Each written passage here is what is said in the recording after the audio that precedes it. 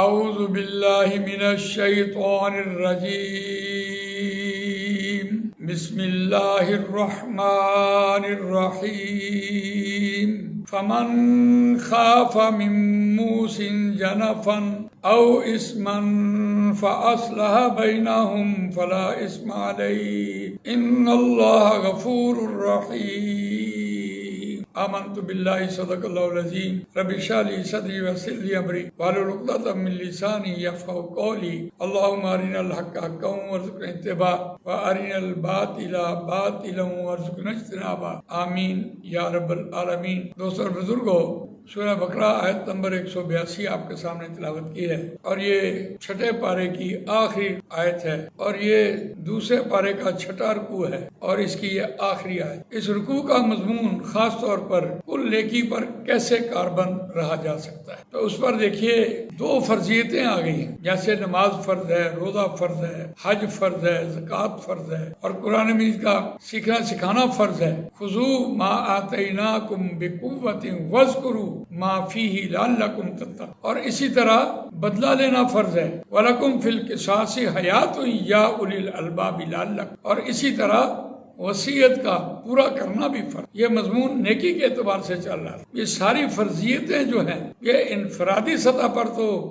آدمی کو اس پر کاربند رہنا چاہیے، لیکن اس میں اجتماعیت جو ہے اس کا بھی بڑا عمل ہے۔ آپ کی تمام عبادات، ساری اجتماعی عبادات، آپ نماز دیکھیں، روزہ دیکھیں، حج دیکھیں، زکوٰۃ دیکھیں، قرآن مجید کا سیکھنا سکھانا دیکھیں، اور بدلہ لینا اور وصیت، آپ اپنی نماز جنازہ دیکھ، پورا سسٹم جو ہے وہ اجتماعیت، اور اجتماعی نظام میں اگر شریعت نہیں ہے تو انفرادیت میں کہاں سے آ جائے؟ پوری اجتماعیت، انسانیت انفرادیت پر اثر انداز ہو۔ اس اعتبار سے دیکھیے آج کی آیت، اس کا روان ترجمہ سنتے ہیں۔ فمن خاف من موص جنفا، بس جو کوئی ڈرا، جسے اس بات کا اندیشہ ہو گیا، من موص وصیت کرنے والا، کوئی وصیت کرنے والا، جنفن کر گیا، جانبداری کر گیا، ڈنڈی مار گیا، حق تلفی کر گیا، ناانصافی کر گیا، او اسمن، یا کوئی بڑے گناہ کا کام کر گیا کہ کسی کی حق تلفی کر گیا، فاصلہ بینہم، بس اس سننے والے نے اس فساد کو دیکھا کہ اگر وہ جو وصیت کرنے والا وصیت کر کے گیا، اور اگر میں نے اس کی وصیت اسی طرح منوان بیان کر تو زمین میں فساد ہو جائے گا، آپس میں رشتہ دار لڑ پڑیں گے، جھگڑ پڑیں گے، لہذا یہ بہت کام خراب کر گیا، تو اس نے اس کو بدل دیا تاکہ اس کی لڑائی نہ ہو، فساد فی الارض نہ ہو، یا حق تلفی نہ ہو، نا انصافی نہ ہو، تو اس نے اس کو بدل دیا۔ فاصلہ بینہم، ان کے درمیان اس کی اصلاح کر، تو فلا اثم علیہ، بس یہ لام لا جو ہے یہ لا نفی جنس ہے، بس کسی قسم کا کوئی گناہ اس پر نہیں۔ ان اللہ غفور رحیم، تو بے شک اللہ بخشنے والا، رحم کرنے والا ہے۔ تو اللہ تعالیٰ اس عمل پر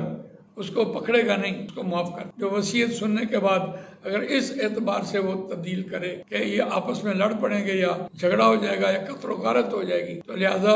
جو اصل وصیت ہے وہ ان سے اسے حصے پوچھ لے اور اس کے مطابق دے دے، تو کوئی حرج نہیں۔ اللہ تعالیٰ مجھے آپ کو قرآن مجید پڑھنے، سمجھنے،